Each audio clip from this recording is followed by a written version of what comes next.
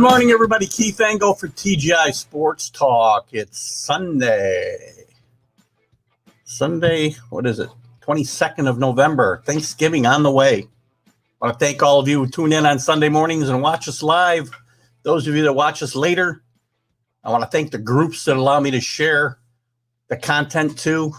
Guys, if you're a group that I've shared it to, be assured that there'll be content that applies to you, as I said before.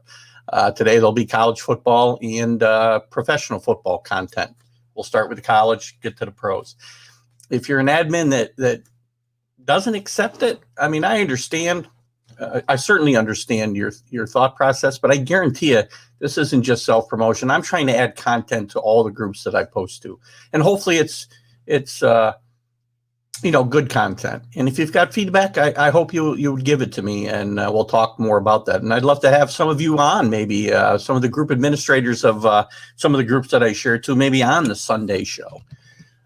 So again, I welcome all of you here on this beautiful Sunday morning here in East Greenbush, New York. We're still the only live streaming webcast in East Greenbush, New York. Mark. It's gorgeous here for November. It's going to be a little snowy maybe later. Nothing major, maybe some snow flurries. Looks like a nice week ahead as we head to the Thanksgiving week. I hope you guys are all safe. Stay safe, whether you're traveling, whether you're getting together with family and friends. Be smart and stay safe. So today we're going to talk about the college football recap from yesterday. Some storylines. Jim Harbaugh, Penn State. The playoff where we're at, COVID-19, some of the outsiders trying to crash the playoff party. And we'll get in the NFL and we'll cover some of the stories there. Pittsburgh's undefeated still. Injuries around, major injuries to the Saints and some big games this weekend as well. So we'll cover all of that this morning. And then we'll be off to Amsterdam to watch the Patriots and Texans. Probably not an exciting game for a lot of you, but it is important to me. Anyway, yesterday in college football, 16 games canceled or postponed or canceled. So COVID-19 still continues to be a problem throughout the NCAA, playing havoc with the schedule. They're managing to get these games in. I can't help but think, I think, from watching my show, I'm in no way dismissing, the COVID-19 situation. But I think some of the teams have used it to maybe avoid playing some games, to be honest with you, as we've headed, as we move towards the conclusion of the season and teams are out of it and whatnot. I think it happened with Maryland last week against Ohio State. And I think it was blatantly obvious to me anyway. Again, I am not in any way dismissing the COVID situation, but the NCAA's got some very strong protocols in place when it comes to COVID-19. And they've canceled games based on those protocols. But, yesterday Clemson traveled to Florida State. Not an inexpensive endeavor, I'm sure. And at 9 a.m., the game was canceled. So it was a noon start, causing disruptions to a lot of factors. But a Clemson player had tested positive on Friday, and Clemson had done everything they were supposed to do to, within the protocols. And Florida State medical staff was not comfortable playing the game. I can't help but think Florida State, as bad as they've become, unfortunately, because I think college football is better with Florida State. Good, by the way, as I've talked about before. I can't help but think Florida State may have been looking to avoid a huge beatdown by Clemson yesterday. So anyway, that's just my 2 cents. There were, and we'll get into it a little bit later, when we go through the scoreboard, there were, again, 16 postponements or cancels. Obviously, is really going to have trouble getting in a playoff hunt based on the number of games played and such. One of the things I want to talk about this morning is Michigan and Jim Harbaugh. Jim Harbaugh and Michigan have struggled this year. They got off to a great start in week one. Had a really good victory. I'm trying to remember where they played. Minnesota. I believe. God, isn't that terrible? I can't remember who they played. Doesn't matter, really. They lost their next 3 games to Michigan State, Wisconsin. They got blown out by, and it's just been a horrendous year for Michigan. Even yesterday, when they get a win, they beat a at best mediocre Rutgers team in 3 overtimes. Last year, they beat them 52-0. And this year, give Greg Schiano credit for maybe getting Rutgers back to some respectability. And they take Michigan to 3 overtimes and lose, I think, 48-42. But it's, you could probably change the uniforms. I heard this analogy yesterday. You could probably change the uniforms on Michigan and Rutgers players and have them come out and you wouldn't know the difference. Where in previous years, you would say, man, Rutgers looks good. Big, fast, talented. Michigan looks like Rutgers or anybody else.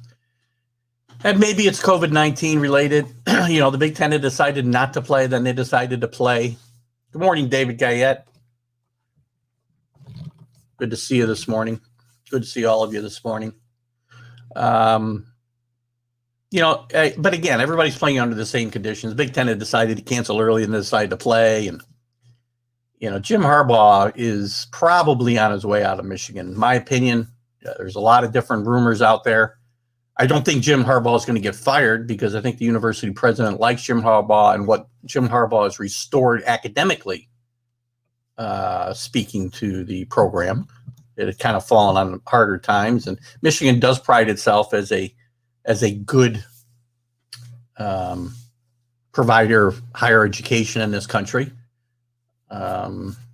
They would say, unlike some of their rivals, but there's some really good schools, education-wise, in the Big Ten.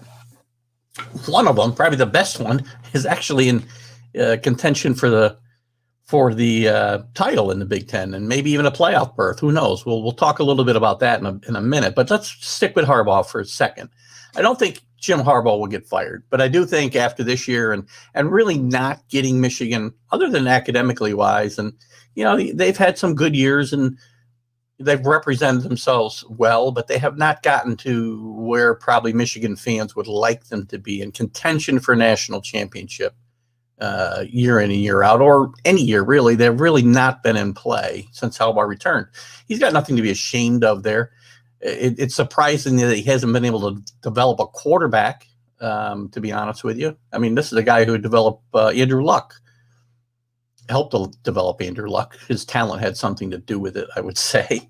But, it just hasn't clicked the way Michigan people thought it would.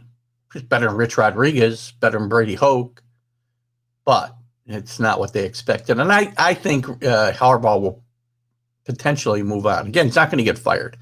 If he leaves, it'll be amicable, or at least look amicable. But I think Harbaugh may look to make a move back to the pros. The Jets have romanced Jim Harbaugh in the past, and I think this is and the stars weren't aligned at the time. They just weren't right. It wasn't. Now I think it's potentially right for Harbaugh and the Jets to potentially get together. And I think you may see that. The Jets have gone, Adam Gase had head coaching experience, but he wasn't successful. He got most of his collateral was built up as an assistant. Before that, it was, oh gosh, I'm having a bad morning. I got to start taking Prevagen or something. They've gone the assistant coach route a few times now. Rex Ryan was an assistant. Rex had, some success getting to a couple championship games, but ended badly there. And then, gosh, guys, help me out with who just got fired before Adam Gase. Guess it doesn't matter. He's in Tampa now with Bruce Arians. He's his defensive coordinator. Good grief. I'll get to it. Doesn't really matter. They've gone this route now several times. I think it's time for the Jets to get an established head coach. And Jim Harbaugh is probably going to be the best name available. Harbaugh had some great success in San Francisco his first time around the NFL. got them to the NFC Championship game twice. Didn't end well there. I mean, the big question with Jim Harbaugh going back to the NFL and into the Jets specifically is, can he play well with others? You know, Jim Harbaugh is going to want control, and he's not going to get it with Jets. Todd Bowles, thank you. Rick Sherlock, good grief. Every week I have at least one brain fade, and you guys always bail me out. Thank you. So anyway, the Jets have gone that assistant route a lot of times, and it's time for them to go to an established coach. And I think Harbaugh's in play there. Again, the question, can he play well with others? He's not going to get the control he might want or had in the past or longed for in the past. One of the reasons he fell out with the 49ers was because he clashed with management over, player moves. And Joe Douglas isn't going anywhere, most likely, for the Jets. So I think it's a marriage made in heaven, actually, if Jim Harbaugh is willing to just come and coach. They're going to have the first pick more likely than not, which means Trevor Lawrence more likely than not will be their quarterback for the future. And I think Jim Harbaugh would be a great guy to help, pilot him through at least his early career with the Jets. So I kind of think that's where we're going there. And as far as people that may succeed Harbaugh at Michigan, that's a great job. Obviously, Matt Campbell's name keeps being bandied about. He's done a tremendous job at Iowa State. Luke Fickell with Cincinnati, what a job he's done there. Former Michigan assistant as well.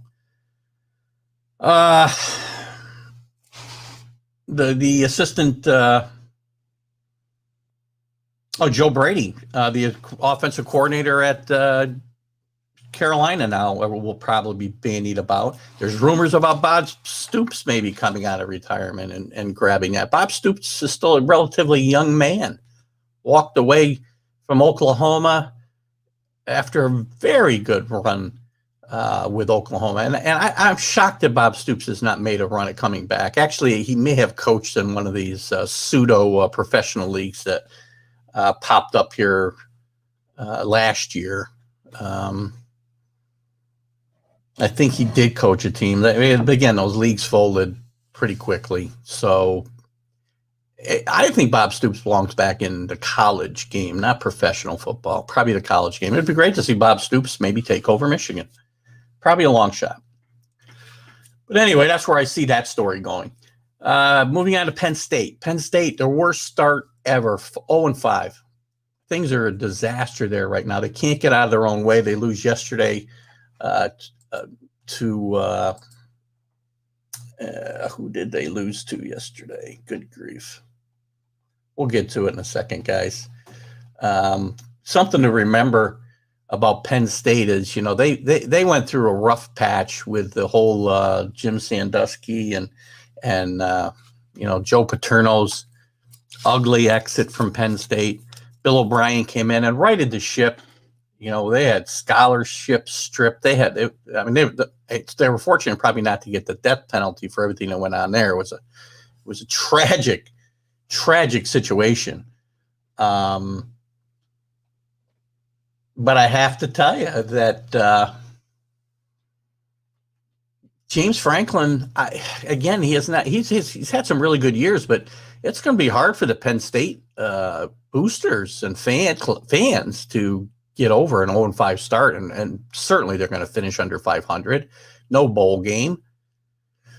This one, I think, gets a pass, though. I don't think James Franklin will get fired, although South Carolina is sniffing around that situation, and rumors are that James Franklin may be interested in getting back into the SEC.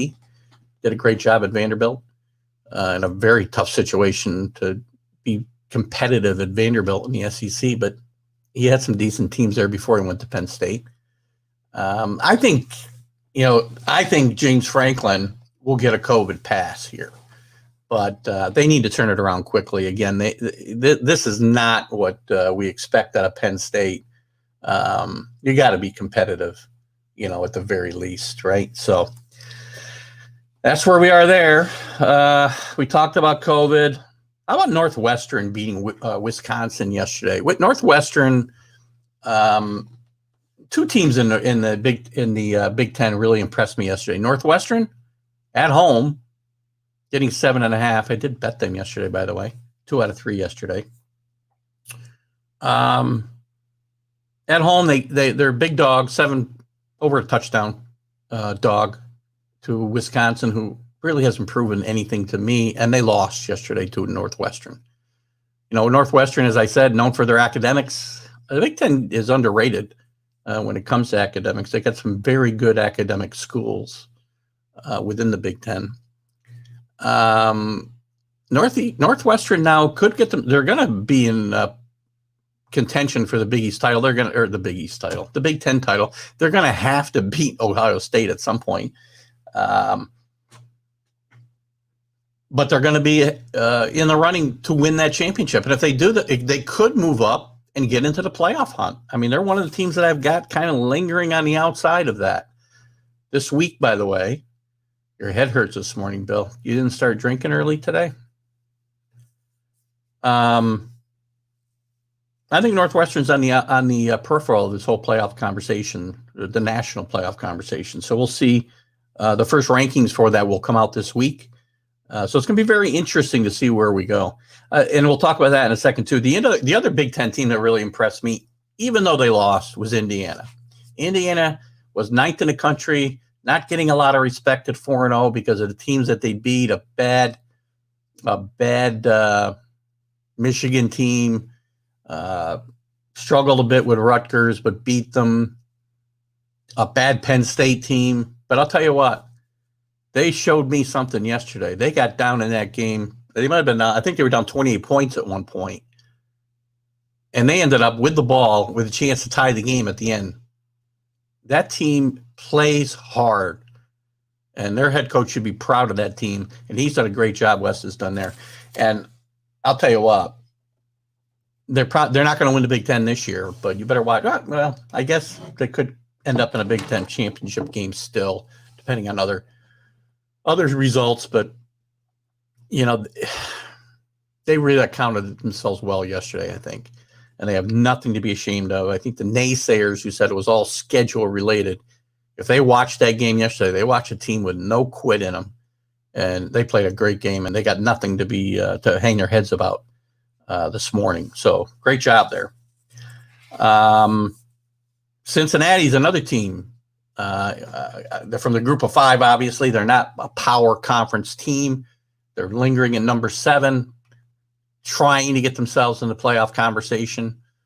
And they had a tough game against Central Florida on the road yesterday and just pulled it out.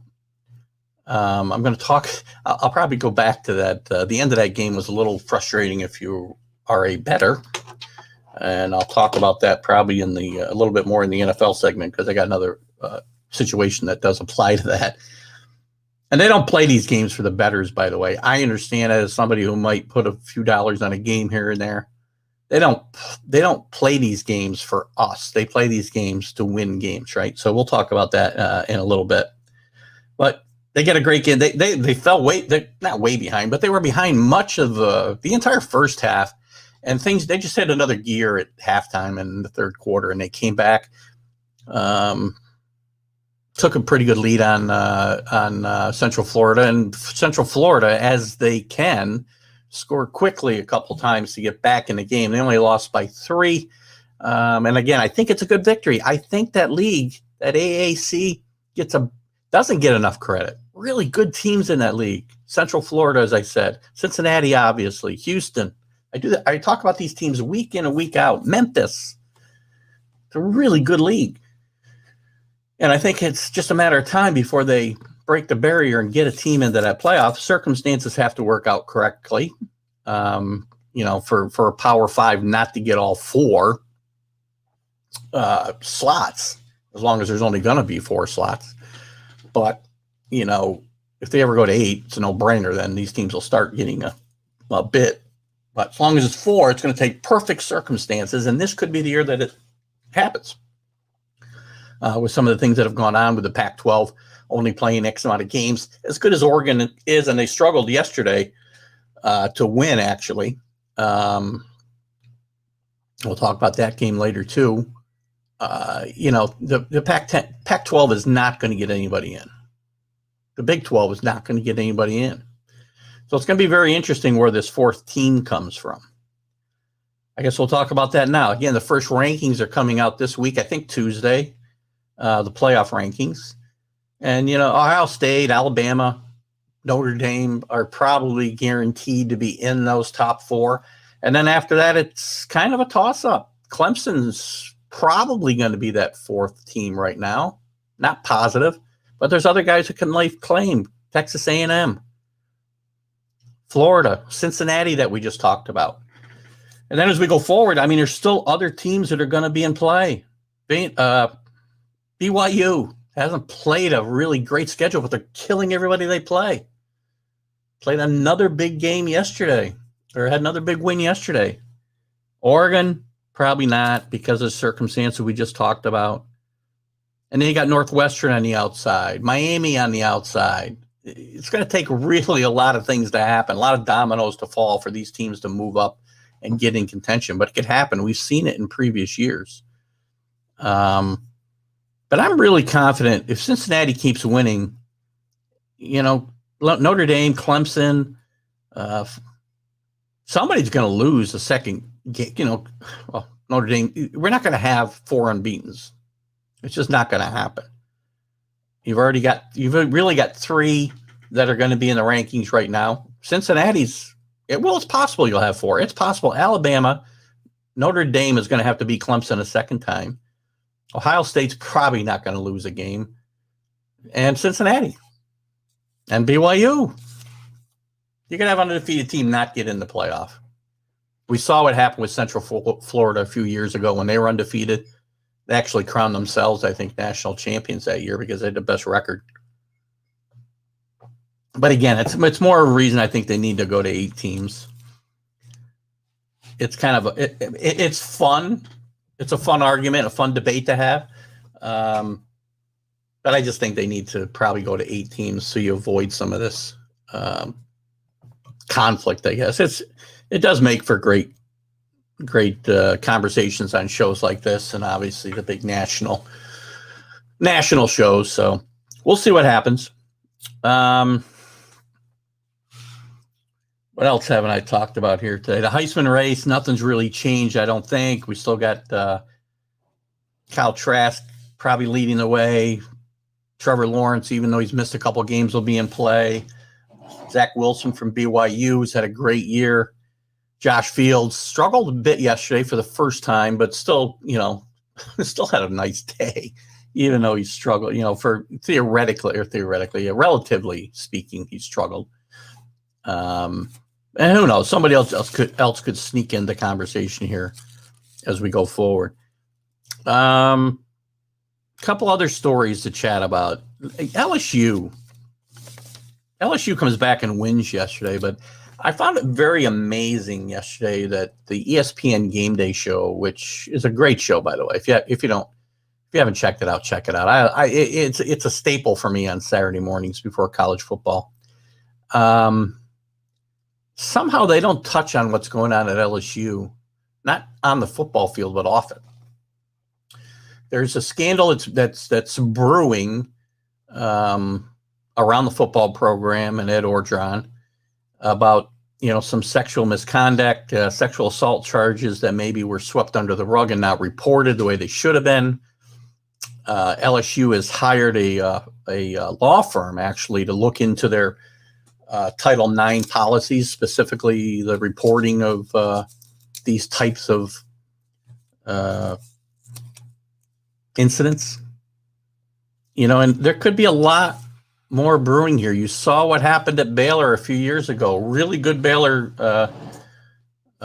team program torn apart for a few years because of Art Briles and just kids letting oversight was awful. And it was, again, in the regards to sexual misconduct on a player's fault, the player's side, and it being covered up by people that shouldn't be covering up such things and who are there to not only to win football games, but to mold young men And it's just, I'm surprised it didn't get brought up yesterday on the show. I didn't watch the Fox pregame, so I don't know whether it got brought up there. But, it's something that it's going to be interesting to see how it plays out here the next few weeks. So, and I think that's all I really had to chat about as far as some of the storylines. We'll get into a few more of them maybe as we run through the scoreboard from yesterday. So we'll talk about that. The fun part about all the teams playing now is there's games all week long. If you like college football, you can watch football almost every night. Although this week, the MAC Tuesday night game, which is a staple, got canceled, Ohio and Miami. So it was one of the games that was canceled this week. Games early in the week that are really of interest. Nothing really stands out. Tulsa for Thursday night beats Tulane. Again, more of those teams from the AAC. Tulsa is 5-1, undefeated in the conference. It's a good league, good conference. Friday, Syracuse continues their stellar season, gets blown out by a bad Louisville team, 30-0. I don't know. Dino Babers might be in trouble there. This program was taking some baby steps forward for a few seasons. And I mean, maybe he gets a COVID pass as well, but they are just horrendous this year. They've got one win. I'm not sure how they've got it. Minnesota, very disappointing, 2-3 right now. And they finally get a win yesterday against a decent Purdue team, 34-31. I'm a big PJ Fleck fan. I was surprised they've struggled the way they have. I thought they'd be in contention, to potentially get to that championship game in the Big Ten, but it has not come to fruition. Florida Atlantic beats UMass. Arizona gets back on the field, gets killed, beats up New Mexico 28-0. And UTEP and UAB was one of the canceled games from Friday. The Saturday games, Alabama, 63-3 over Kentucky. I'm not sure how Kentucky even scored. I watched a little bit of that game. Alabama is really good. I didn't mention Mac Jones in my Heisman little bit a minute ago, but he's in the running for the Heisman. And what's interesting is he may not even be the best player on his team. That team is really loaded. And it's going to be interesting to see how they make out come playoff time. Elsewhere, we talked about Ohio State, Indiana already. It's a very, very game Indiana team. Michael Penix, the quarterback, kept them in the game with 5 touchdowns and almost 500 yards passing. They didn't run the football well at all. They were in negative yardage the last I saw. I think later in the game, they might have run the ball a little bit better, but they did not run the ball at all. They were throwing pretty much every down. And welcome to Jack and Goff.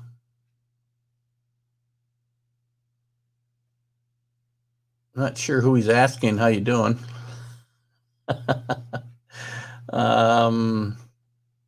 But welcome. Keep the language to a minimum, please. Thank you. What else we got? Florida struggles with Vanderbilt. Vanderbilt's no good. 0-7. They've been getting hammered. Not sure. Bear with me here, guys. I think we got a comedian in the room. And we may have to take care of that.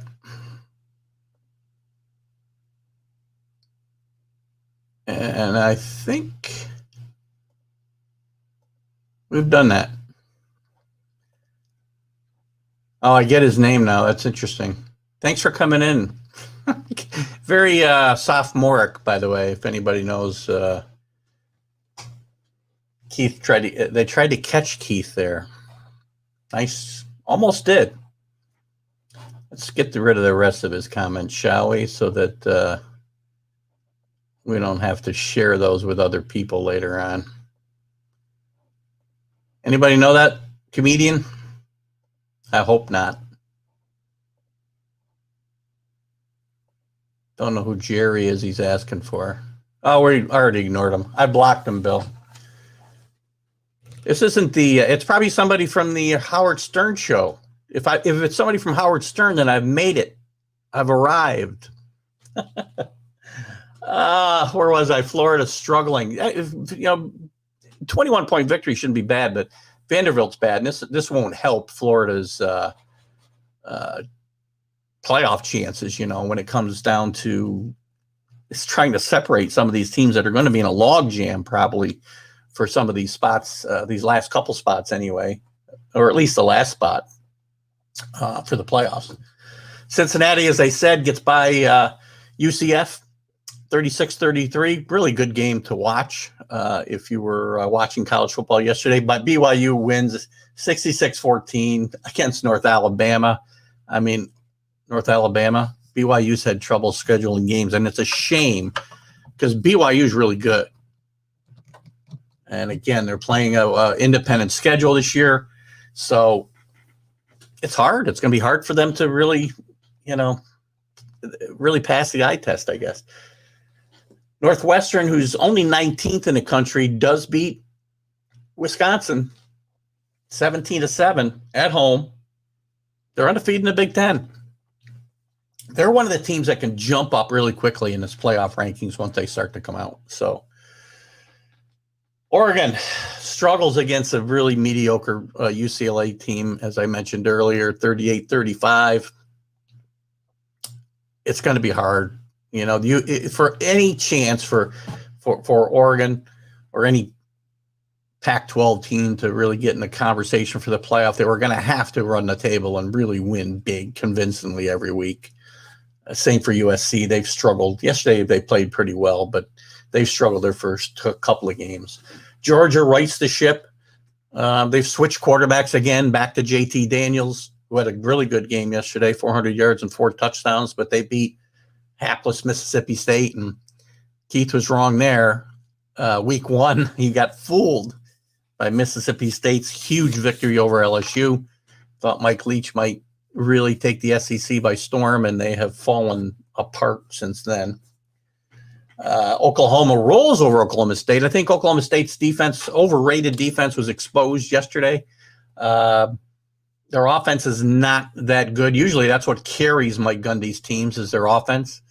And they just did not get it going yesterday at all. And the defense, I think, showed maybe its true colors. But Oklahoma has gotten it going after getting off to a slow start.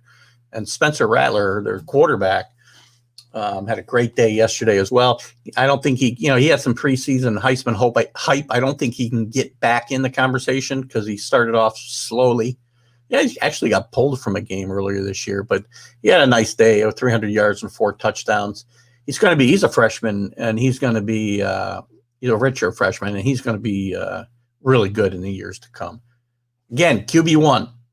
He was one of the quarterbacks featured in the Netflix show QB1. If you've not watched it and you're a college football fan, watch it because it's really about high school football, and it follows. I think each season they're following 3 quarterbacks, if I'm not mistaken. And I think there's 3 seasons, but you've seen a lot of some of these guys come to fruition, like Shane Rattler. He was a great story in this past season. I won't ruin it for you if you want to go watch it, but very compelling stuff. And I think it's a great documentary show if you want to watch it. It's really fun to watch. Moving on, Coastal Carolina wins. Again, they're 15th in the country. They beat Appalachian State, who is pretty good. And you could be looking at a Coastal Carolina team that is in the top 10. Another team, again, things would have to break right, but because the schedule is just not there. But this team's 8-0. They win fairly convincingly over a pretty good Appalachian State team. Iowa State, well coached by Matt Campbell, as we talked about earlier, a potential replacement for Jim Harbaugh at Michigan if he should decide to leave. USC beats Utah 33-17. Pretty good win for USC at Utah. Kyle Whittingham always has really good teams, always competitive teams at Utah. And UCLA finally looks like they're supposed to look. But again, too little time to make up ground, I think, for them to get in the playoff hunt. Liberty is a great story at 8-0. They'd beaten 2 ACC teams prior to yesterday, and they played a decent NC State team on the road at NC State. Had them on the ropes much of the game.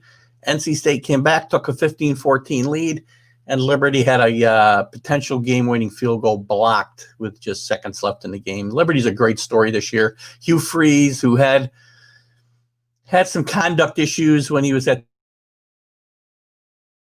Tennessee, some pretty good football, and Hugh Freeze is going to be in line for some of the bigger jobs that come open potentially here as we go forward, as he's rehabilitated his reputation a bit at Liberty this year. Speaking of Tennessee, they lose to Auburn. Auburn's now suddenly playing pretty good football, 30-17. They obviously have the Iron Bowl next week against Alabama, always a great game. Memphis rolls over Stephen F. Austin. Didn't even know Stephen F. Austin had a football team, but they rolled. Illinois beats Nebraska. Another, we talked about Michigan and Penn State. What the heck has gone on with Nebraska? All these historically powerhouse teams.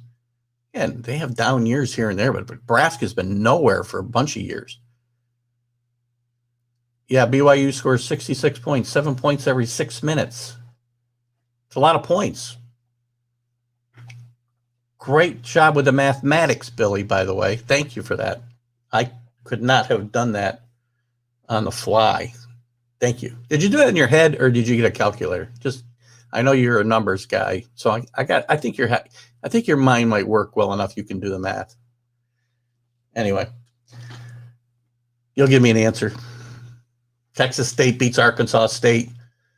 East Carolina rolls over Temple. Army with another nice season, 7-2, 28-27 over Georgia Southern. I like Army a lot. I like their coach. He could be a guy who's going to be in line for an upgrade here at some point too. LSU comes back and beats Arkansas. Not sure what happened in that game, but I do know there were some questionable calls. Billy used a calculator. At least I'm glad to hear that, Billy. Thank you. Following Facebook a little bit, and one of my old schoolmates is an Arkansas fan. I believe his daughter, maybe his son too, went to Arkansas, and he was making some comments about officiating. So I'm thinking there was some bad officiating in that game. So I don't know for sure. Western Kentucky beats Florida International. Bryce gets beat by North Texas. Any other games that make any sense? Penn State, we talked about, demolished by Iowa. Iowa's, again, a middling team. But to get beat 40-20 at home, I like James Franklin. He's a good coach. But he's going to have to hope he gets a pass for a COVID-19 pass, I think, for this year. Historically bad season for Penn State. Nevada beats Nevada's 5-0, by the way, against San Diego State. Oregon State, California. Virginia beats Abilene Christian. Pittsburgh down 16 players with COVID, or at least, in COVID protocol. Beats Virginia Tech convincingly 47-14. South Carolina gets beat again by Missouri, 17-10. Michigan, we talked about before, had to go 3 OTs to beat Rutgers. I don't know yet. I mean, this has got to be a byproduct of two things. Greg Schiano's influence on Rutgers. Rutgers only won one game, but they've been in at least 4 of those games. They've had a chance to win. Greg Schiano's a great coach. He's bringing back some competitiveness to Rutgers, but you got to remember Michigan is really on a down cycle right now. And again, as we talked about earlier, I expect Jim Harbaugh to move on. Washington rolls over Arizona in the Pac-12, 44-27. Hawaii gets beat by Boise State, 40-32. Lots of big scores there. So here's the postponed games, guys. Lots of them, 16. Some big games, too. Clemson, Florida State. Still think Florida State was looking to avoid a beatdown. Texas A&M, Ole Miss, postponed. So was the Clemson game, by the way. Miami Hurricanes, my team, their game against Georgia Tech postponed. Marshall, Charlotte, Texas, and Kansas. Arkansas, so Central Arkansas, Louisiana, Michigan State, Maryland. Maryland 2 weeks in a row now. They've had their games canceled. Wake Forest and Duke. Houston and SMU, two really good teams from the American Conference that I keep promoting week in and week out. UL Monroe and Louisiana Tech, UNLV, Colorado State, San Jose, Fresno State, Navy, South Florida, Arizona State, Colorado, 2 weeks in a row for Arizona State, too, I believe. They've had a huge COVID outbreak, including Herm Edwards, the coach, and Washington State, Stanford. So, the Pac-12, 2 more games canceled. Big Ten with another game canceled. COVID's, they're playing a season. They're keeping people safe. I don't know. There's still some doubt. As we get past Thanksgiving, we could have a huge, not to get on a COVID kick here, and this is not a political situation, by the way. COVID-19 is a real thing that we have to deal with, and there's probably going to be a bump in cases and following Thanksgiving. The kids on campuses may be safe because they're going to stay there and not come home. So maybe it might save college football that, they're not able to travel home. We'll see. They're getting through there. We're getting close to December. And as we get to December, the league championship games are going to be the 12th. Could get pushed back a bit, but we'll see.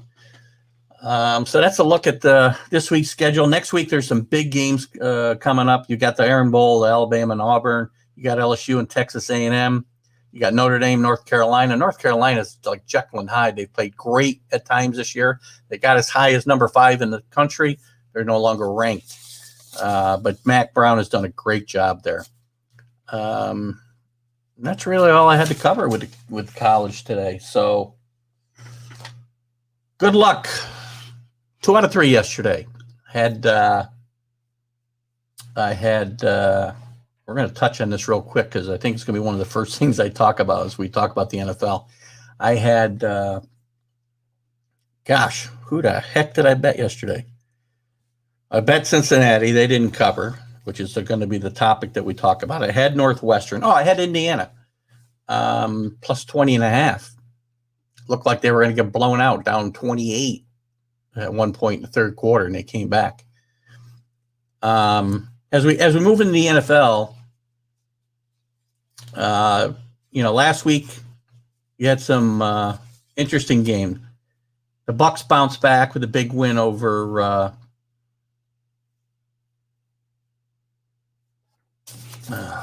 the Panthers. Let's see. Packers struggled with Jacksonville, surprisingly. They got some injury problems in Green Bay. The Giants beat the Eagles. And I got to tell you right now, and again, it's not saying much because the bar's set very low, but I think the Giants may be the class of the NFC East. I think that's not easy for me to say. I'm not a Giants fan, and I've got lots of reasons, at least 2, that I can think of, not to like the Giants at all. But right now, I think they may be the best team in that division. Daniel Jones, who I keep belittling as Danny Nickel, is playing better football, and they're not turning it over. He's not a turnover machine right now. When he's not a turnover machine, with their defense, they've got a chance to win games. And the Browns win. They win at the buzzer. Not at the buzzer. They win by 3. And I guess it brings me to my conversation I want to make. And again, these games aren't played for bettors, but there's obviously a betting aspect to college and professional football. And in 2 games yesterday, 2 games in the last 2 weeks, and one in the NFL, one in college, there was some tough. If you're betting, I bet the Browns last week minus 3.5. They won by 3. With very little time left in the game, They had a 3rd and 3 from their own 40, and Nick Chubb runs it 59 yards and sat down on the 1-yard line. Didn't score the touchdown because the coaches had told him get the first down and then fall down. Well, he got more than the first down. Could have walked into the end zone, and he sat down on the 1, and they kneeled on the ball the next 2 times. So, good morning, Sean. Sean will understand what I'm talking about. He'll think the game is fixed, probably. So, people bet the Browns last week were in an outcry, an uproar about the fact that they didn't cover, and Nick Chubb sat down on the 1-yard line. Same thing happened yesterday in the. This is what I was talking about yesterday in the Cincinnati game. Central Florida had come back. I think because I bet Cincinnati, I think they were giving up 5 or 5.5, and since they were ahead by whatever 11, I guess. Since Central Florida went down, scored a touchdown, went for 2. Made it a 3-point game. Still 4.5 minutes left. Yeah, Sean, I'm talking about the same. Sean brings up the Cincinnati game yesterday. Yeah, the Cincinnati game is a little bit different than the Browns game. The Brown game was over. There was seconds left on the clock, I think, when they kneeled on the ball twice, whatever. They don't need to score a touchdown. But Cincinnati got down very quickly into Central Florida territory, and they had a chance to walk in. There's still had to be nearly 2 minutes left in the game, or maybe a little bit more. Yeah, probably around 2 minutes. They could have walked in, and the guys kind of just went down on a 1-yard line. Now, if you score there, you put the game out of reach, really, because there's less than 2 minutes left. They had to score 2. It would have been a 2-score game. The Brown game was over. All they had to do was kneel on the ball. That wasn't the case in the Central Florida game. They really should have scored the touchdown because UCF had timeouts left. They could go down the field like that. So that game was still in doubt when they decided to kind of fall down on a 1-yard line and hope they could have run out another, minute 20 or whatever. So it worked out for them. They did actually. In hindsight, I mean, it's great clock management by Cincinnati because I think they snapped their they were on 4th down. They snapped it with 2 seconds left or whatever. Almost though had a Joe Pisarcik moment. If you watch that game, they had a horrible snap on 4th down with 1 second left in the game. The kid missed the quarterback and hit the running back, and the ball was loose for a second. They could have. It would not have been too far fetched that Cincinnati could have scooped that ball up and run for a touchdown. So the situations in those 2 games that I'm talking about, last week's Browns game and yesterday's Cincinnati game, are 2 different things. Cincinnati, I think, and Sean knows how I feel about games are not fixed. No matter how loud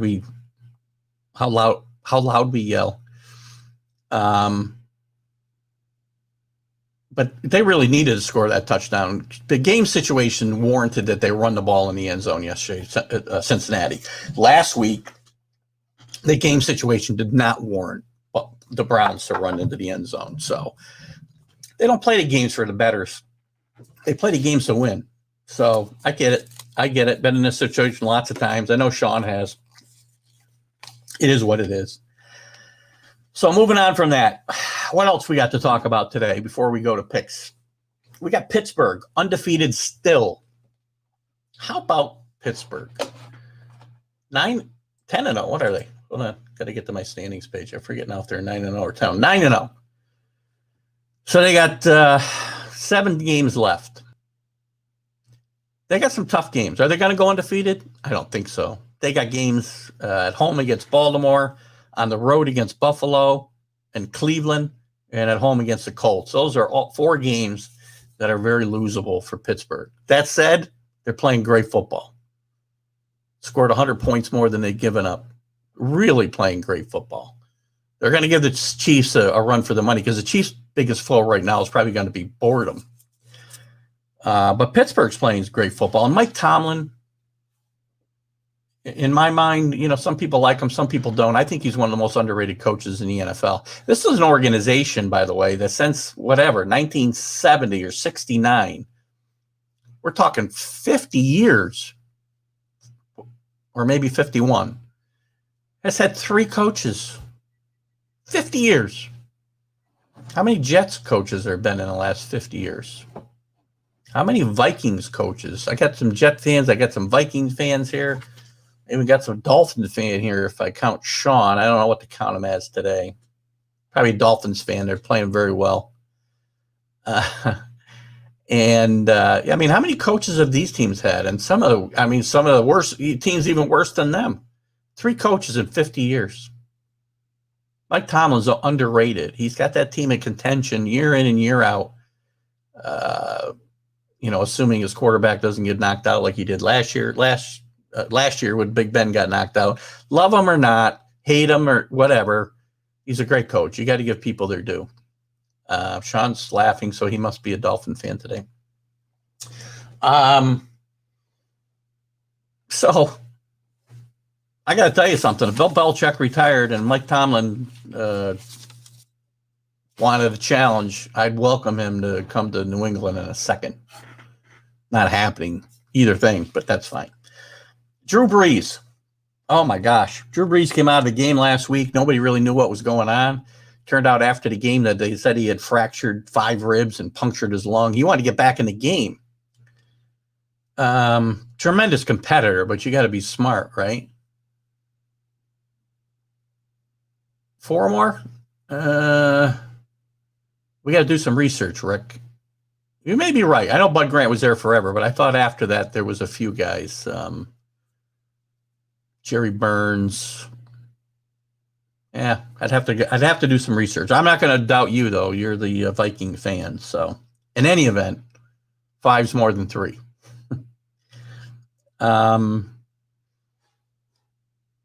Even 5 coaches in 50 years, by the way, is a tremendous accomplishment in today's sports world. Where was I? Drew Brees. Now it turns out, by the way, you want to get back in that game. Now it turns out he's got 11 fractures in his ribs, and he had a punctured lung. And he says he's going to be out 2 weeks. I can't see how you come back from that type of injury in 2 weeks, especially at 40 years old. But Drew Brees is a competitor, and even if he comes back, it's still going to affect him. Now, I think they've made a great call in starting Taysom Hill today, in today's game. And I think you'll see a little of Jameis Winston. Jameis? What's his first name? Winston as well. I'm not a big fan. I was on a Frankly Speaking Sports the other night with Larry Frank, and we talked about this topic. I don't think, becoming a Saint is going to really rejuvenate his career. He just turns the ball over too much. I don't know. He's a big kid. He's loaded with talent. We'll see. Maybe this is his shot. He's going to play some. I think Hill and Winston are both going to play. But we'll see. And then you got the Rams this week. You got a big game with the Rams in Tampa Bay this week, too, as well. It's probably the biggest game on the schedule in my mind. Tampa Bay is up and down. They played really 2 really bad games against the Saints, so they better hope they don't see the Saints somewhere in the playoffs, because it could be bad for Brady and company. But it's very interesting. The Rams have played some good football at times, some bad football at times. It's going to be interesting to see what they do going to Tampa Bay this week. And then you also have the COVID situation still affecting the NFL. No games postponed again. They've gotten very rigid with their COVID protocol. And there was some pretty severe outbreaks with the Giants, who fortunately for them are on a bye week this week, and the Raiders, who had the Raiders at one point, I feel like they had 30 guys in COVID protocol. It was outrageous. I know 7 more came out of it today, but, there's still a problem, and they've done a pretty good job of keeping it keeping the games moving along. But I got this gnawing feeling, that we're going to run into trouble come December when it comes to the NCAA and the NFL. I hope not. I hope I'm wrong, but we'll see. And you got the NCAA basketball season starting the end of this month as well. And there's a lot of talk about it not happening. Unfortunately, the Ivy League's already canceled all their winter sports. Not that they're a major power, but it's affecting here in the local area, right? The Liberty League canceled all their games. That's Union, RPI, schools like that, except for hockey. They play Division I in hockey in the ECAC. Both Union and RPI have canceled their hockey seasons this year, which is a blow to this area. Both, they probably wouldn't have been able to have fans anyway, but to the psyche of they have a tremendous following. Whether you're a hockey fan or not, or follow these schools, they've got a tremendous following and a good history. Union won the national championship a few years back. Vikings have had 9 head coaches in the franchise's history, and they started in 1961. I know the first one, Norm Van Brocklin. Tell me if I'm right, Rick.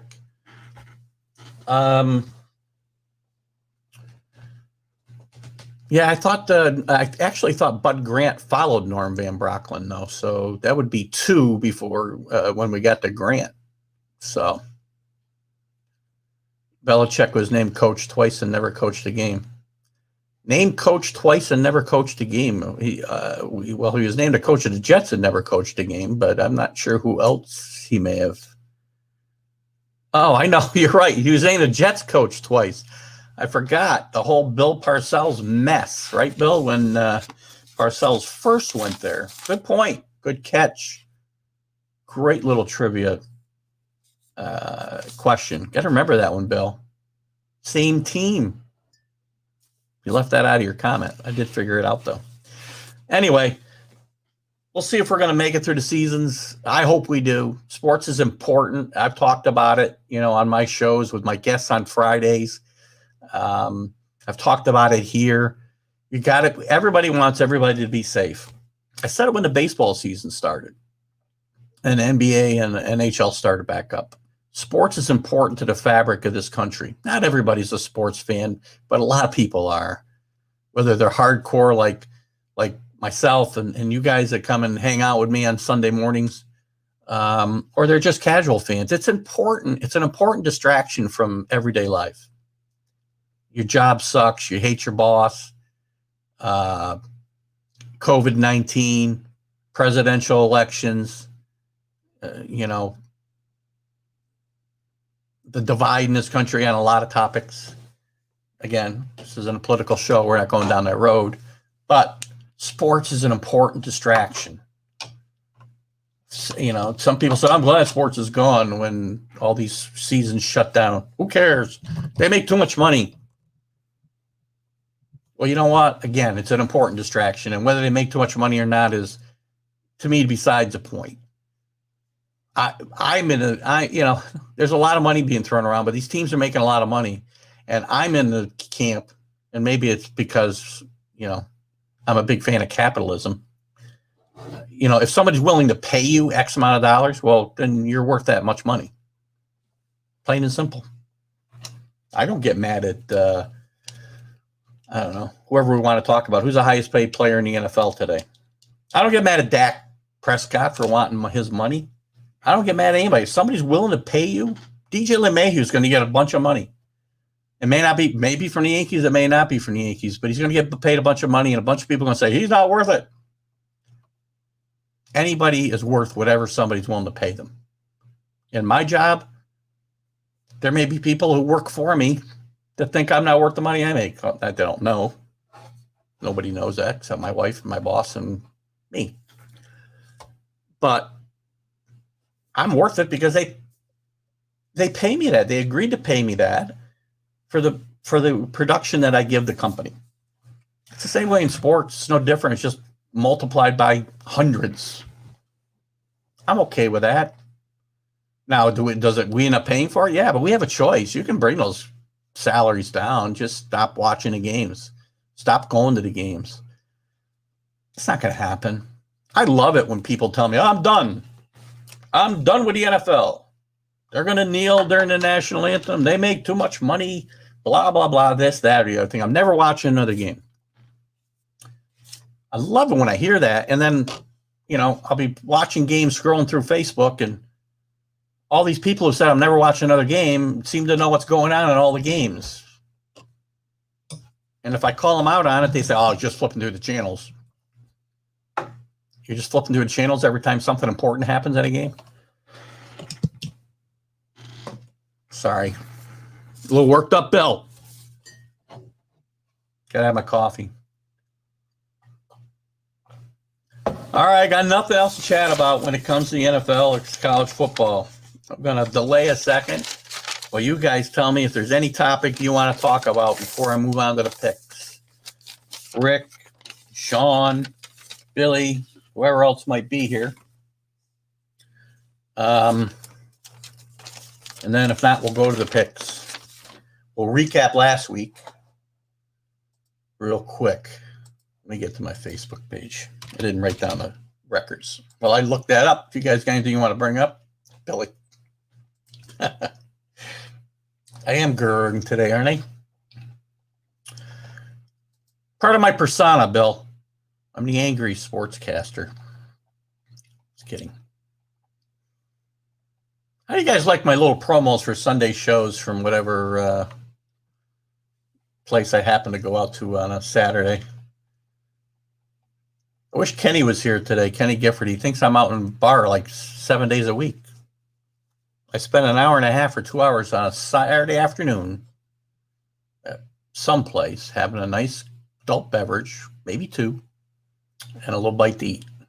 That's it. I only go places that are safe. I'm being very careful. I'm not sequestering myself anymore like I might have been, but for the first 7 months. But I spend time with people I know are doing the right things, and I go to places that I also know are doing the right things. So Rick likes my little promos. I have fun with it. But my goal is to get these guys to notice what I'm doing and say, what are you doing? Like Druthers. Yesterday I was at Applebee's. My wife wanted to go to Applebee's, so we went to Applebee's. But normally Kenny has no room to talk. Not at a pub 24/7, Bill. I'm at a pub 2 hours a week, maybe. Anyway, I was saying one of my ulterior motives. Bernie misses me at the recovery room. I bet you Bernie's not there, Sean. Can't get to the bar to steal his own beer. It's a great story. We watched. We used to go to recovery room every Sunday to watch football. Myself, Mark Mathewson, the pro, Joe the pro, Sean was one of the regulars, and there's this guy there that looks like Bernie Kovac. What was his name? From Weekend at Bernie's. Guy looks just like him. I got a picture on my Facebook pick photos. Take a look from a few years back. But one day he's sitting at the bar, and he would always bring in his own stuff for his salad. He'd order a garden salad and drink water, or maybe one glass of, I don't know what he ordered, but maybe one day he ordered beer, and it maybe actually paid for it. But we watched him, and every time the barmaid walked away, he sat in front of the tap and he leaned over and was stealing beer for like an hour. I think Sean was there that day, but he was barred from sitting near the taps, I think, after that. He's a character. And we have not been able to do that this year because Recovery Room does not have the NFL ticket and doesn't even allow people at the bar at all. So anyway, quick story. My stream of consciousness week continues. All right, guys, last week's results. Our winner last week was Rick Sherlock. Great job. I got the right week. Week 10, right? Yeah. Actually, I take that back. I said the winner was Rick. I think I got your record wrong here, Rick. I put you down 7-6-1. I know you did better than that. Because I was 8-5-1. I put you down as 7-6-1. Can't dig out my paper now. You can probably tell me what it was. But I believe Rick was our winner last week. I did go 8-5-1. First time I've been over 500 in forever. I got off to a great start until I had you guys start picking with me. And I've improved my record to 66, 77, and 4. Did have 2 out of 3 that I bet on last week, though, so that's a good thing. So anyway, congratulations to Rick, because again, I think I cheated Rick in what I put on the site here. I will correct it afterwards. I think I may have forgotten to do it. Drew was 7-6-1. Billy was 6-7-1. And again, I think Rick had 9 wins, and I put this down here wrong. 8-5-1. That's what my record was. We had a tie last week. I don't remember which game. Everybody had one tie. All right, guys, let's get to the picks. Is everybody picking again? Yeah, I'll be buying for sure. Let's see what happens. Let's hope we don't have a breakout here, around the holiday. Maybe we can get together soon. So week 11, or are we at week 12? What week are we in? Week 11.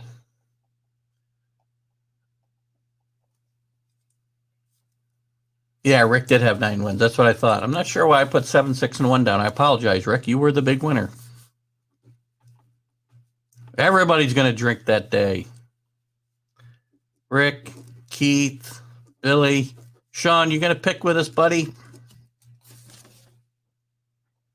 You're away last week. You're here this week. We're going to call you in. All right. So the honor system applies for Thursday night. Going to have to apply for a bunch of games next week, right? Maybe we'll look ahead. I don't know. Let's see how we get through this, and maybe we'll look ahead to the Thanksgiving games and do them beforehand. I don't know. We'll see. All right. So the honor system Thursday night. Seattle and Arizona. Seattle covered that game.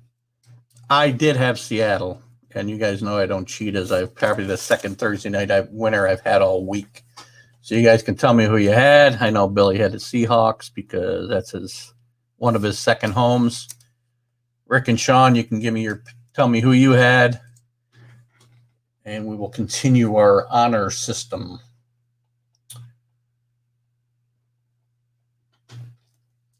Oh, Sean had a loser.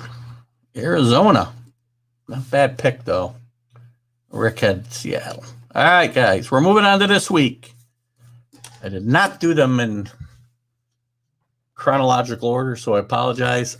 The site that I use to do my research kind of lists them by best games, so that's the order I'm going in. And that's the lines I'm using, so don't give me any argument there, Bill Pulver or Sean McGillen. Everybody's got different lines. Okay.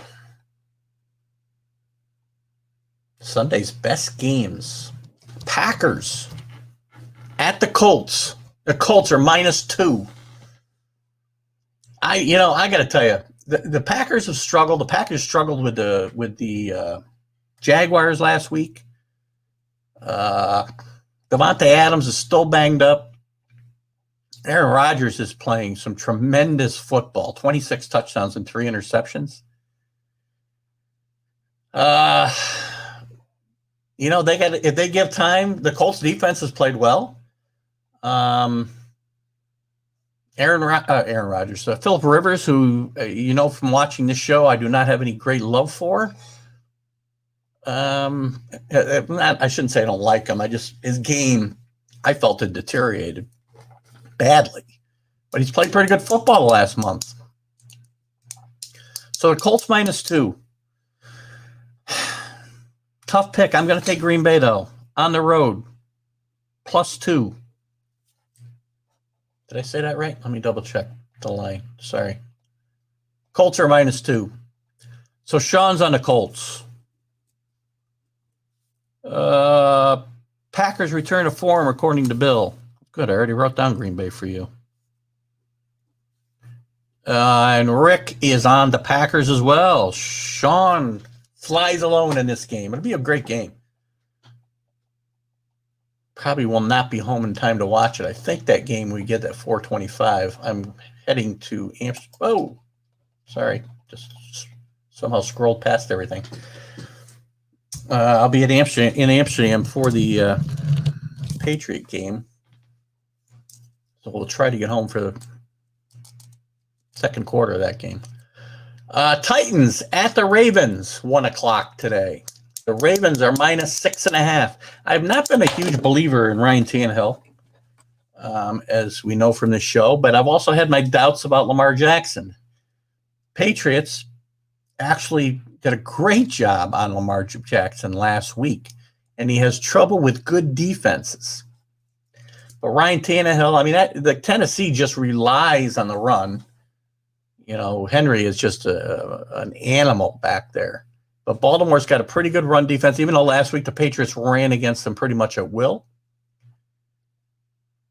Baltimore at home, I think, will win this game and cover. I'm on Baltimore. -6.5. What do you guys got? Titans for Sean. Rick's got Baltimore. And Billy's got Baltimore. -6.5. Sean will take the points. Again, he's a lone wolf. Might kick all our asses this week if we go bad. Kansas City at the Raiders. The Raiders have been really disrupted this week with the whole COVID outbreak that they had. Very little practice time. Their meetings all virtual. Causes quite a disruption for these teams. The Raiders are 6-3. They did beat the Chiefs here a month or so ago.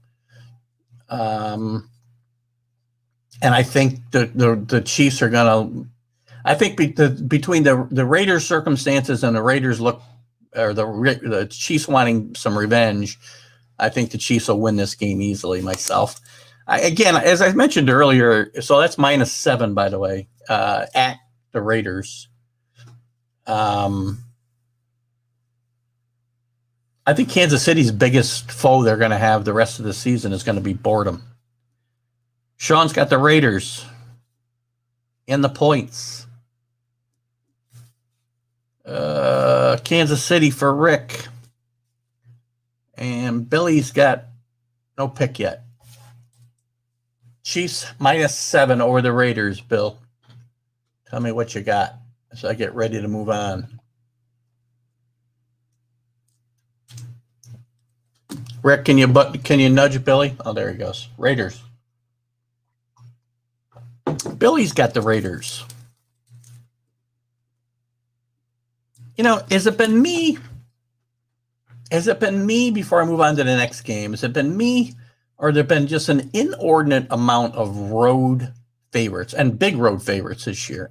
Maybe it's just me, and it might be because of the cigar box group that I participate in. The college games, there's only hand-picked games you can bet on. But I thought I'd notice it with the NFL as well, where all the games are available. And Sean, you can probably speak to this maybe better than any of you can speak to it. We do the picks every week, but it feels like to me there's been an inordinate amount of home dogs, road favorites this year. Maybe I'm wrong. If anybody wants to comment on that, they certainly can.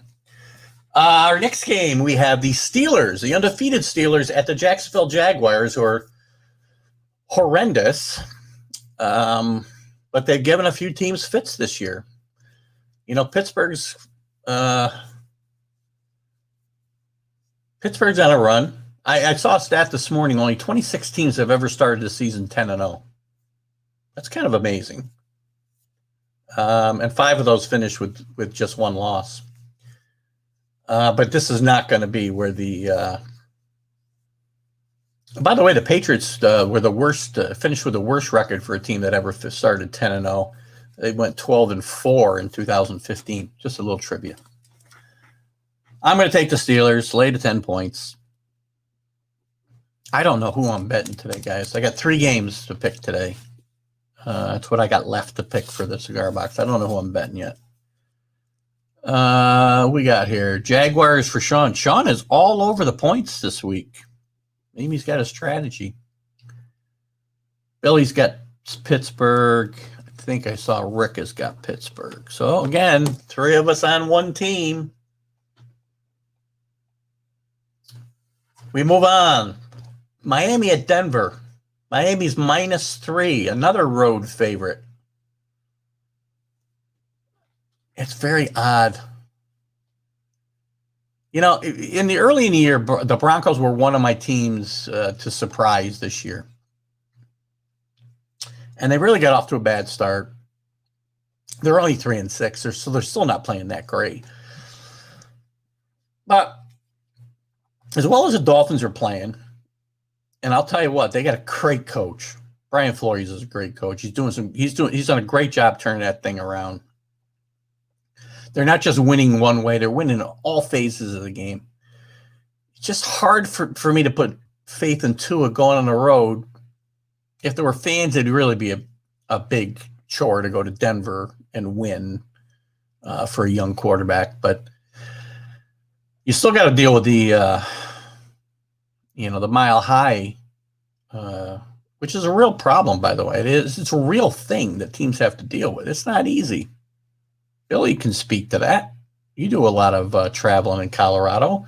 What's it like when you're doing those hikes up the mountains compared to when you do it here? -3, the Dolphins, Bill. It's tough. I'm going to take the Broncos +3 here. Denver plus. Whoops! I just wrote down Billy for Denver. I'm taking the Denver +3. Billy's got the Dolphins. Miami. Sean, I think, took Miami. That's his team, guys. Just so you know, if you ever see him in a Patriot hat, it's a disguise. Billy agrees with me with the less oxygen, and you do feel it. It's a real thing. Third, fourth quarters, teams wilt. Where's Rick's pick? Dolphins. All right, I'm the only guy on the Denver here. Game of the day, Patriots at the Texans. Are the Patriots back? Had this conversation on a couple of shows that I guest on during the week now. The Mac and Jack show, I'm on Friday mornings. I usually share it on my page. I'm on usually about 9:15 for a half an hour or so, 20 minutes. We talk about the Patriots and some other stuff. I was also on with Frankly Speaking Sports with Larry Frank this week, and we talked about the Patriots and whether they're actually back or not. They played great football last week. Still not a big believer in Cam Newton, but Cam played mistake-free football. The Patriots ran the ball tremendously, and no matter what happens the rest of this year, and it's going to be very hard for the Patriots to get back in this race. They're 2 games out of the playoffs still. I think they're going to need to win 9 games to get to the playoffs in the AFC. They'd be running away with the NFC East, but they don't play there. I don't know if they're hot or whether they played, Ravens played a bad game, but I know this much. No matter what happens the rest of the season, the Patriots have come away with, I think, 2 potential skill position players who will be impactful going forward. Damian Harris at running back and Jacoby Myers at wide receiver. Keep those guys' names in your vocabulary. I seem to be going purple sometimes here when I look at myself. I hope not. And if I am going purple, I hope it's a screen and not lack of oxygen, and I might be ready to keel over. If I should fall out of the picture, somebody call 911. 21 Robin Lane. Where am I? Patriots at Texans. Pats cannot beat the East. Pats cannot beat the East. Not sure what we're talking about there. I obviously am on the Patriots here, and I think the Patriots will be one of my bets today. I don't normally bet the Patriots because I don't like to be angry twice when they lose. We know Sean's got the Pats. Billy's got the Texans. And Rick, I think I saw, took the Pats. All right. Going to be a good game. 1 o'clock, guys. Be there, be square. Rick's big game. Maybe my other game I bet today. Vikings purple. I don't know. You tell me, Rick. I don't think if I get that purple, I think you better call 911. Maybe I should put the address up on the screen instead of the telephone number next time. Yeah, don't call me. Call 911. Andy Dalton's cleared concussion protocol, and I guess his punishment for that will be he's got to start today for the Cowboys. Sorry, Andy. Cowboys are bad.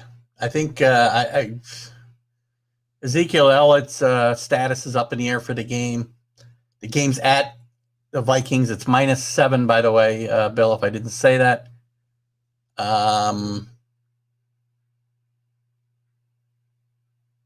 I was really down on the Vikings early in the year, and Rick was fighting me on it a little bit until they got to 0-4 or whatever they are. But they're playing great football right now. They're really playing very well. They got themselves back in the playoff race here. I'm with the Vikings -7 here today, and I think it may be another one of my 3 wagers. Vikings for Sean, Vikings for Rick, we know, and Billy Ugg doesn't want to take the Vikings apparently, but he is. We're all on the same team. I think that's the first time we picked all the same here, guys. Could be quite a point differential this week. I don't know. Last time we thought that though, Bill, I think we both went 3-10 or so 3-11. God, I can't take any more of those 3-win. It's funny, when I was on with Frankie, Frankly Speaking Sports the other night, he asked me to pick some games with him. And also on Mac and Jack, we got talking about my record for the year, and it was recommended that I not open a touting service. So it's been a tough year. Fortunately, though, see, if I had a touting service, I wouldn't be picking every game, right? I'd be hand-picking games. And I can guarantee if I go back and I look at my professional and pro football picks that I've bet on, between 3 and sometimes it's 2 games, sometimes it's 3 games. It's been as many as 4, depending on the college schedule, because there's a limit to what you can do in our little club. I'll bet you my record's pretty good. Maybe I'll go back and I'll take a look at that. So if I was running a touting service, I wouldn't be picking, 14, 16 games a week. I'd be picking 3. And I bet you I would do pretty good. All right. Falcons at the Saints. We already talked about the Saints' big problem. Drew Brees is out. I love the kid, Taysom Hill. That kid can do so much. I think you're going to see probably both him and Jameis. I always want to see Jameson. Probably because I'd like a little Jameson in my coffee right now. I think you're going to see them both today. The Saints are -4.5 at home against the Falcons. I won't bet this game because the Falcons kill me. Doesn't matter whether I pick. What are you, Bill? You're at 52%? Yeah? That's good, by the way. You're talking about all the games, right? Anyway, back to this. Falcons kill me. If I bet on them, they lose. If I bet against them, they win.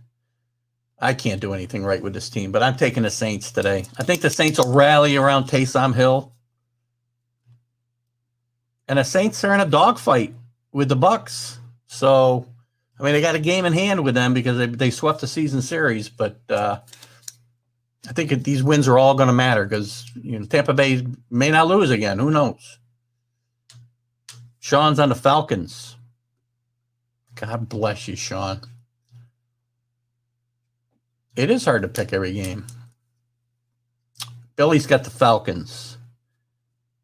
And Rick has the Saints. Whoa. I just broke my pen. I did. I got to get another pen. Fortunately, I'm at my work desk, and I just went purple again. Oh, I'm getting worried. I'm at my work desk and I have many pens in front of me here. All right, next game, guys. The Eagles. Oh, God, talk about enigmas. The Eagles at the Browns. The Browns are 3.5. That's another team I can't pick. I picked the Browns last week, minus 3.5, the same number, and they won by 3. I did say it's possible the Bucs won't lose again. They don't play the Saints again. The only team they really looked bad against, and Brady's looked horrible against. It's possible they won't lose again. I'm not rooting against Tampa Bay. Don't get me wrong, guys. I'm not rooting for Tom Brady to fail. But I'm not rooting for him necessarily either. I have one team. One team, Sean McGillen. One team. All right. Back to the Eagles and Browns. These teams, you know what? I got to go with the Browns at home. Minus 3.5. Billy's got the Browns. Sean's got the Eagles. And Rick has the Browns. You are the odd man out in a lot of these games this week, Sean. 1, 2, which one of them you already lost. 2, 3, 4.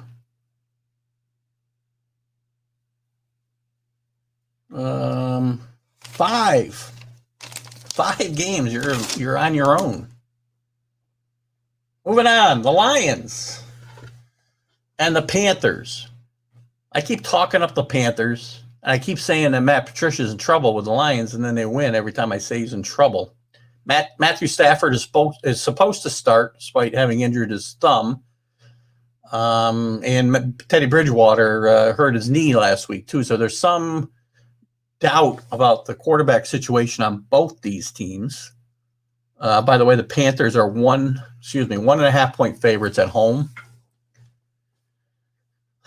Yeah, I've been talking up the Panthers all year. I do love the way their future. Matt Rule's a great hire there, but they've they got to start winning games. And Lions have killed me all year as well. But I'm going to go with the Lions today. I just got a feeling maybe they're going to get on a run. So the Lions plus 1.5.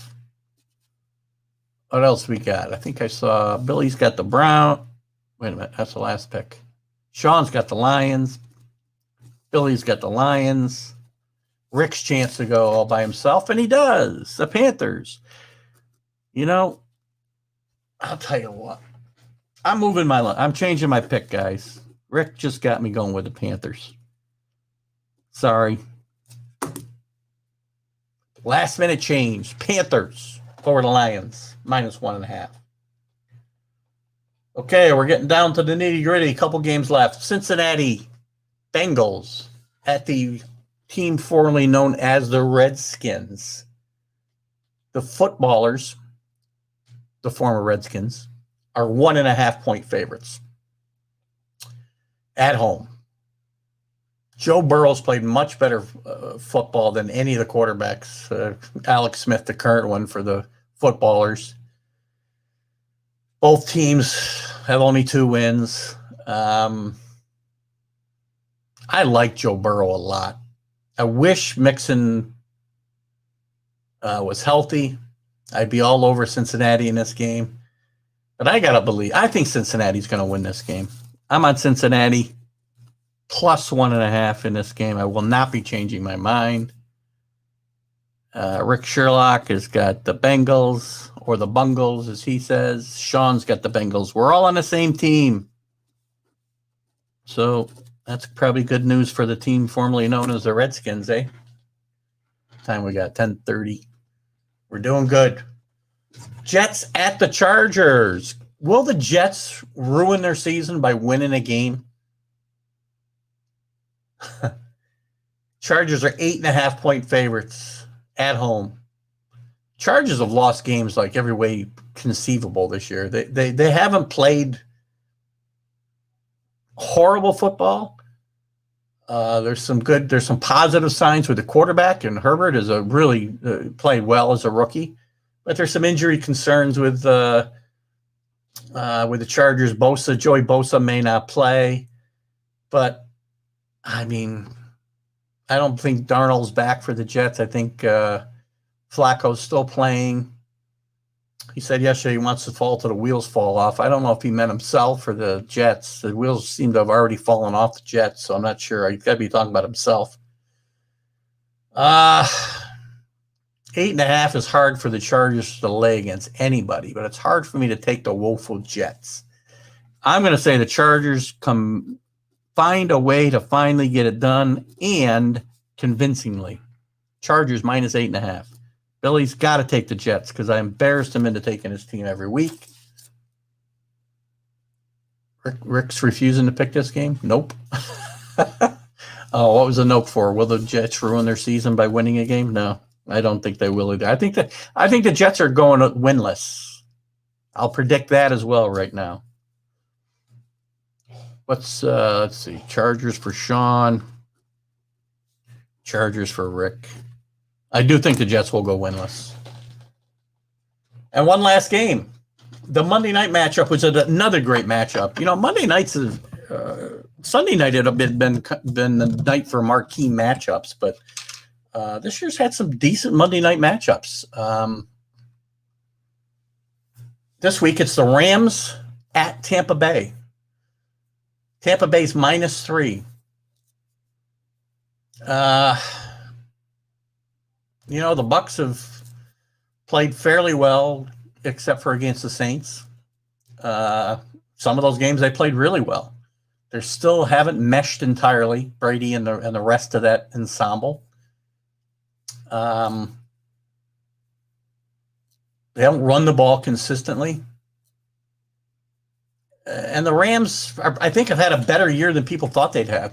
Sean McVay is a great coach. Again, we talked about Mike Tomlin being one of the best coaches in the league and not getting his due. Sean McVay is a great coach. They got a really good defense led by Aaron Darnold. They're going to put some significant pressure on Tom Brady. So I think Tom Brady, I said earlier the Bucs could win out.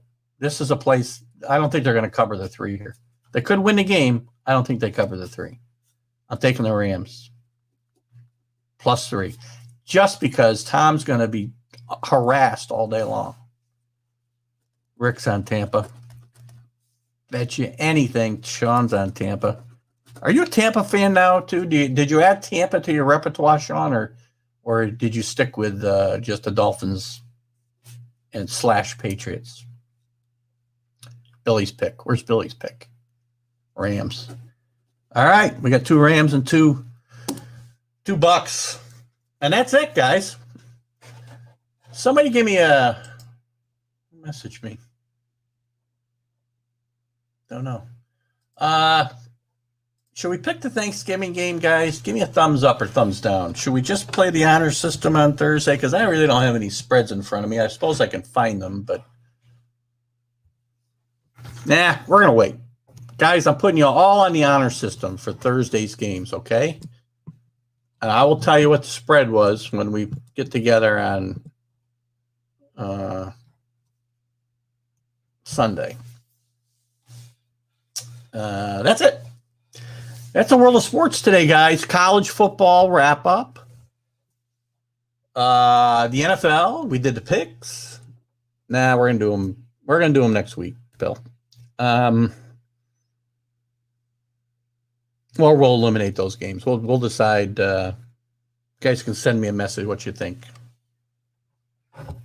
Maybe I'll send you 4 guys a message with the spreads that I have for those games. Maybe we'll do that. Anyway, we covered the world of college football. We covered the world of the NFL. We're going to have to start talking about NCAA basketball soon. I try not to – these shows get tough the more I include because some of the groups in their groups, but I enjoy talking about everything. I'm going to have a vlog this week, probably a little Thanksgiving vlog about the things I'm thankful for in this tough 2020 year. Hopefully you guys are thankful for something. Some things in this tough time. We've all got something to be thankful for. So watch that vlog probably Wednesday. Short week for me, 2 work days. We're really happy about that. And my guest next Friday, Larry Farmer, former UCLA head coach, played at UCLA under the great John Wooden. We're going to have some great conversation with Larry on Friday morning at 8 a.m. Eastern time. And then I'll be back here on Sunday to do our picks again. Thanks a lot. See you next Friday. TGI Sports Talk, Keith Engel. Have a great Sunday. Have a great NFL day.